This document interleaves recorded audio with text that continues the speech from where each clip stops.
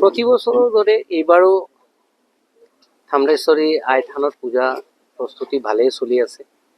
এতিয়া ৰাইজে এতিয়াৰ পৰাই সেৱা আগবঢ়াইছে। আজি আৰু কেইবাদিনমান আছেই, তথাপিও আজিও যথেষ্ট ভক্তই আহি সেৱা ইয়াতে লৈছে। আমাৰ পূজাৰ নীতি নিয়ম মতে আমি ষষ্ঠীৰ দিনা আমি আৰম্ভ কৰিম আৰু সপ্তমী নিশা বেলবলি দিম আৰু অষ্টমীৰ দিনাও বলি হ'ব আৰু নৱমীৰ দিনাও বলি হ'ব। তো নৱমী নিশাৰ ভাগতে আমাৰ ইয়াত বিসৰ্জন হয়, কাৰণ সেইটো জাগ্ৰত কেঁচা কাটি পূজাটো, সেইকাৰণে দিনৰ ভাগত ইয়াতে বিসৰ্জন নিদিয়ে, নিশাৰ ভাগতে আমি বিসৰ্জনটো দি দিওঁ। আৰু তাৰপিছত ইয়াত দেখিলোঁ এতিয়া যোৱাবাৰ আমি ইমান ভক্ত হ'ব বুলি ভবা নাছিলোঁ, কিন্তু এনেকুৱা ভক্ত হৈ গ'ল, ইমান সেৱক আহিলে। সেইকাৰণে আমি ভাবিছোঁ এইবাৰ পূৰ্বতকৈ আমি ভলণ্টিয়াৰ্ছ বা সকলো আমাৰ কমিটিয়ে তদাৰক কৰি ভালকৈ সেৱা কৰিব পৰাকৈ, ৰাইজক কষ্ট নোহোৱাকৈ কেনেধৰণে নিয়ম বান্ধিলে আমি সেৱাটো ধুনীয়াকৈ ৰাইজক কৰাব পাৰিম, সেইটোৱে আমি আলোচনা কৰিছোঁ। আৰু আশা কৰোঁ আপোনালোকেও সেই দিনবোৰত সহায় সহযোগিতা আগবঢ়াব।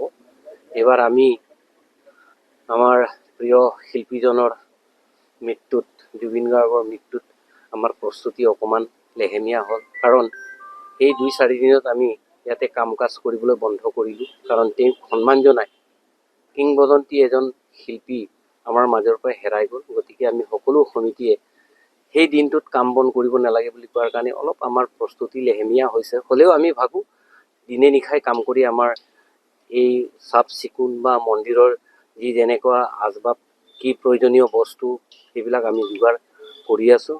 আমি আশা কৰোঁ এইবাৰ ৰাইজে যোৱাবাৰতকৈ বেছি ইয়াত সমাগম হ'ব, কাৰণ ইয়াতে সেৱা কৰি ৰাইজে সুফল পোৱা যেন অনুভৱ হৈছে। কাৰণ লোকবিশ্বাস মতে জাগ্ৰত থামলেশ্বৰী আই থান আমাৰ পূৰ্বৰ দেউতাহঁতৰ দিনৰ পৰাই ইয়াতে, যিসকলে এবছৰ আগতে, ছমাহৰ আগতে ইয়াত আগভাগ কৰে যে এই মন্দিৰলৈ আমি কুশলে থাকিবৰ কাৰণে, বা আমাক এনেকুৱা আশা এটা হাতত লৈ কিবা এটা টোপোলা বান্ধে, এই টোপোলাবোৰ ইয়াতে আকৌ দিবৰ কাৰণে আহে। সেইকাৰণে আমাৰ সেৱা কৰোঁতেও কিছু অসুবিধা বিসংগতি হয়, কাৰণ সেই সেৱা টোপোলাটো একেবাৰে নিজৰ মুখেৰে কৈ সেৱা কৰিব বিচাৰে। মানে এই অন্য মন্দিৰৰবিলাকৰ নিচিনা নিজে সেৱা কৰ, এই পইচাখিনি এই মন্দিৰৰ ভিতৰত এই নিজে সোমাই দিয়ক, এনেধৰণে নকয়, নিজৰ মনৰ কথাখিনি কৈহে সেৱা লয়।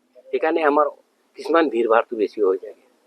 ধন্যবাদ। নাই বুলি আমি প্ৰমাণ পাইছোঁ, যিহেতুকে আহিবও পাৰে, এতিয়ালৈকে সময়ো আহি পোৱা নাই, কিন্তু আমি এতিয়া নাই বুলি আমি গম পাইছোঁ, ক'ব পাৰিছোঁ আৰু ক'ব লাগিব এইবাৰ মৌ বলি নাই। কিন্তু যথেষ্ট বলি আমাৰ আগৰ নিচিনাকৈ অনাকাংক্ষিতভাৱে অভূতপূৰ্ব আমি যিখিনি পাইছোঁ, হাঁহ, পাৰ, ছাগলী, যি ধৰণৰ আৰু এইখিনি অভূতপূৰ্ব আমি পাইছোঁ।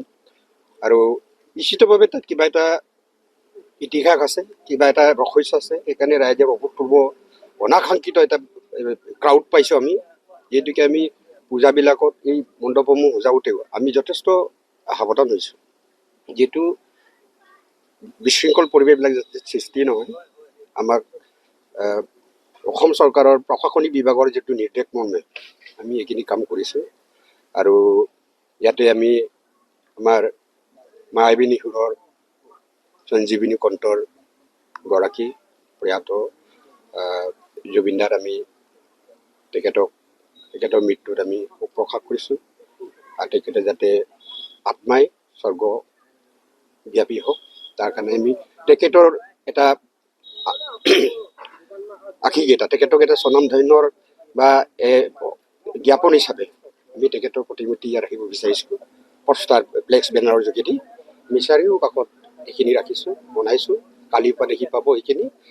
তেখেতেও যাতে আমাৰ এই দুৰ্গা পূজাবিলাকত সহায় কৰক। আৰু যথেষ্টখিনি কাম আপোনালোকৰ চেনেলৰ, আপোনালোকৰ সংবাদদাতাসকলৰ, যিহেতু আমি আপোনালোকৰ দ্বাৰাই যিখিনি পূজা পাতোঁ, যিখিনি সামাজিক কাম কৰোঁ, আপোনালোকৰ সহায় সহযোগৰ যোগেদিয়ে কৰোঁ।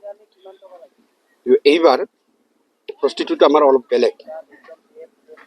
ইয়াৰ দ্বাৰাই আমি ৰাইজক, দৰ্শনাৰ্থী ৰাইজক জনাওঁ যে আমাৰ এইবাৰ যিটো সেৱা কৰে, তাত আমাৰ ষ্টেণ্ড বক্স আছে, ট্ৰেজাৰী ষ্টেণ্ড বক্স আছে। ষ্টেণ্ড বক্সত সকলো ৰাইজে আগত অৰিহণা পৰাহে সেৱা ল'ব পাৰিব। তাত লিখা আছে আমাৰ, আপোনালোকে চাব পাৰিব।